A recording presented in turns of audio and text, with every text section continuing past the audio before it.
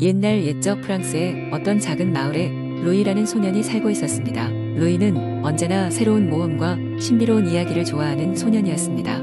그의 집 근처에는 넓은 숲이 있었는데 마을 사람들은 그 숲에 신비한 영혼들이 살고 있다고 하여 아이들에게 가까이 가지 말라고 하곤 했습니다. 하지만 루이는 그런 이야기에 호기심이 발동하여 숲을 탐험하기로 결심하였습니다. 어느 맑은 아침, 루이는 작은 배낭에 점심과 물병을 챙기고 숲으로 향했습니다. 숲 입구에 도착하자 나무들이 마치 살아 숨쉬는 것처럼 낮은 소리를 내며 루이를 반겼습니다. 숲의 깊은 곳으로 걸어가던 루이는 나무들 사이에서 반짝이는 빛을 발견했습니다. 그 빛을 따라가자 작은 요정이 나타나 그를 맞이했습니다. 요정은 루이에게 자신들의 마법 세계에 온 것을 환영하며 특별한 여행을 안내해 주겠다고 제안했습니다. 요정의 안내로 숲을 더 깊이 걸어가자 루이는 아웃그로브에 있는 순금빛 호수를 발견하게 되었습니다. 호수는 신비한 빛을 뿜어내며 주변을 신성한 에너지를 감싸고 있었습니다. 요정은 루이에게 이야기를 들려주며 이 호수는 오래전 마법사가 만들어낸 것이며 물을 마시면 마음속의 소원을 이루어준다고 했습니다. 루이는 호수에 다가가 천천히 물을 한 모금 마셨습니다. 그의 마음속에는 항상 이루고 싶었던 꿈이 떠올랐습니다. 그것은 바로 모든 동화 속 이야기를 실제로 경험해보는 것이었습니다. 소원을 빈 후 루이는 잠시 눈을 감았다 떴을 때 눈앞에는 또 다른 세계가 열려 있었습니다. 그가 도착한 곳은 구름으로 이루어진 마을이었습니다.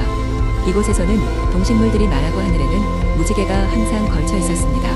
루이는 이 놀라운 세계에서 다양한 친구를 사귀고 그들이 겪는 모험에 동참하게 되었습니다. 그는 불꽃을 토하는 용과 친구가 되어 하늘을 날아다니기도 하고 말을 하는 고양이들과 지혜를 나누기도 했습니다. 시간이 흐르고 마법의 시간은 점점 끝나가고 있음을 깨달은 루이는 다시 현실 세계로 돌아갈 준비를 해야 했습니다. 요정은 루이에게 세상에서 경험한 모든 것들을 마음속에 간직할 수 있도록 추천하며 마음의 문을 항상 열어두면 언제든지 다시 이 세계로 돌아올 수 있다고 알려주었습니다. 루이는 소중한 친구들과 작별한 후 처음 신비한 숲으로 들어왔던 길을 따라 다시 돌아갔습니다. 마을로 돌아온 그는 이 믿을 수 없는 경험을 가슴속 깊이 간직하였고 혼자만 알고 있을 이 비밀로 인해 더 풍요롭고 생기 있는 삶을 살아가게 되었습니다. 이후로 루이는 자신의 경험을 바탕으로 책을 쓰기 시작했는데 그의 이야기는 마을 사람들 사이에서 큰 인기를 끌게 되었습니다. 사람들은 그의 이야기를 통해 상상력을 넓히고 꿈을 꾸는 법을 다시금 배우게 되었답니다. 그렇게 루이는 신비한 숲의 전설을 이어가며 자신만의 동화를 써내려갔던 것입니다.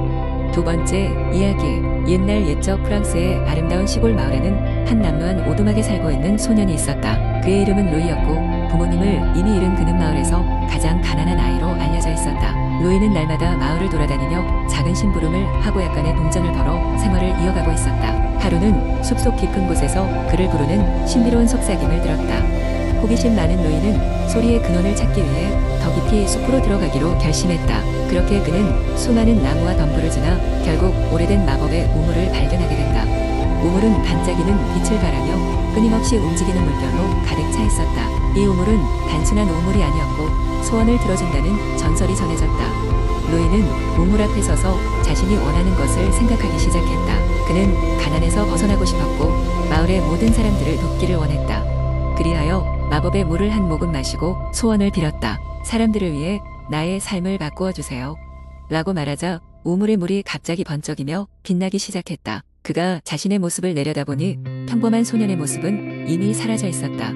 그의 몸은 빛나는 기운에 둘러싸여 있었고 손에는 신비로운 지팡이가 쥐어져 있었다. 루이는 곧 마을로 돌아와 자신의 새로운 힘을 이용하여 마을의 문제를 해결했다. 병든 마을 사람들을 치료하고 농작물에 생기를 불어넣으며 외부의 위협으로부터 마을을 보호했다. 마을 사람들은 이러한 변화를 알게 되었고 루이를 빛의 마법사라 부르며 그를 영웅으로 여겼다. 루이의 마법은 날마다 점점 더 강해졌지만 그는 절대로 교만해지는 않으려 노력했다. 그는 언제나 겸손하게 사람들을 돕고 자신의 역할을 다했다. 그러던 중 어느 날 마을에 끔찍한 위기가 닥쳤다. 마법의 우물이 알고 보지 않은 사이 악의 세력을 감지하고 그 힘을 막아주는 방어막을 잃게 된 것이었다. 용감한 루이는 다시 한번 숲으로 들어가 마법의 우물로 향했다. 그는 그곳에서 우물의 수호신을 만났고 수호신은 우물의 힘을 되돌리기 위해서는 루이가 진정으로 중요하게 생각하는 것을 포기해야만 한다고 말했다. 그것은 바로 그가 이제까지 얻었던 마법의 힘이었다. 로이는 고민 끝에 마을의 안전과 사람들의 행복을 위해 자신의 힘을 기꺼이 포기하기로 결정했다. 그는 지팡이를 수호신에게 건네며 자신의 선택을 전하고 소원했던 모든 것이 사라졌음을 느꼈다. 그러나 그의 희생은 헛되지 않았고 마을의 삶은 자연스럽게 예전처럼 평화로워졌다. 비록 로이는 다시 평범한 소년으로 돌아갔지만 마을 사람들은 그의 용기를 기억하며 언제나 감사의 마음을 간직했다. 결국 로이는 자신만의 특별한 방법으로 행복을 찾았고 그 후로도 그는 끊임없이 사람들을 돕는 일을 계속했다. 그의 이야기는 마을 전설로 내려와 오랫동안 사람들의 마음속에 깊이 남아있게 되었다. 세 번째, 이야기 옛날 옛적 프랑스의 작은 마을에 줄리앙이라는 소년이 살고 있었습니다. 그는 숲 가장자리에 있는 한적한 집에 살며 부모님과 행복한 나날을 보냈습니다. 하지만 소년의 마음은 늘 모험을 갈망했습니다. 어느 날 마을을 뒤덮은 전설적이자 두려운 이야기들이 그의 귀에 들어왔습니다.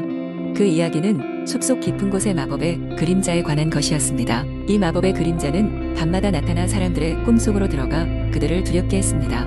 마을 사람들은 이를 막기 위해 다양한 시도를 했지만 번번이 실패했습니다. 용감한 줄리앙은 마법의 그림자를 없애길 결심하고 그에 대해 알아내기로 마음먹었습니다. 이번 모험은 그의 인생에서 가장 큰 사건일 것이라는 것을 그는 알고 있었습니다. 줄리앙은 마법의 숲에 들어섰고 그의 가슴은 두려움과 기대감으로 가득 찼습니다. 숲은 눈을 뗄 수 없을 정도로 아름다웠지만 동시에 어두웠습니다. 그곳에서 그는 낡고 오래된 나무를 발견했습니다. 나무 주변을 조사하던 그는 누군가의 목소리를 들었습니다. 여기서 무얼 찾고 있느냐? 소리가 들려온 쪽을 바라보니 신비로운 할아버지가 나타났습니다. 그는 숲의 수호자였습니다. 할아버지는 줄리앙에게 마법의 그림자를 물리칠 방법을 알려주었습니다. 마법의 그림자는 실은 잃어버린 영혼에 집합체한다. 이들을 자유롭게 해야 하는 데에는 진정한 용기와 지혜만이 해낼 수 있지. 이 두 가지를 찾는다면 그들이 너의 친구가 될 것이고 너를 도와줄 것이야. 할아버지의 힌트를 따라 줄리앙은 숲 깊은 곳으로 들어갔습니다. 그곳에서 그는 근원적인 두려움과 마주했습니다. 그 순간 그는 진정한 용기가 무엇인지 깨달았습니다. 그것은 모든 두려움을 극복하고 희망을 잃지 않는 것이었습니다. 줄리앙은 자신의 지혜로 마법의 그림자들을 이해하고 그들의 이야기를 들으며 그들을 자유롭게 풀어주었습니다. 그날 이후 마을에는 다시는 마법의 그림자가 나타나지 않았습니다. 마을 사람들은 줄리앙의 용기와 지혜에 감탄했고 그는 마을에서 영웅이 되었습니다. 줄리앙의 이야기는 세대를 거쳐 전해졌고 그의 이름은 용기와 지혜의 상징으로 남았습니다. 그리고 줄리앙은 이 모험으로 삶에 있어서 가장 중요한 것이 무엇인지 배웠습니다.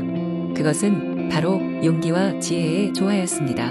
네 번째, 이야기 옛날 옛적 프랑스의 작은 마을인 샤르미에서 하늘을 날며 사람들의 소원을 이뤄주는 전설적인 용이 살고 있었습니다. 이 용의 이름은 루미에르였고 그의 비늘은 달빛을 받아 반짝여 밤하늘을 나처럼 밝게 만들곤 했습니다.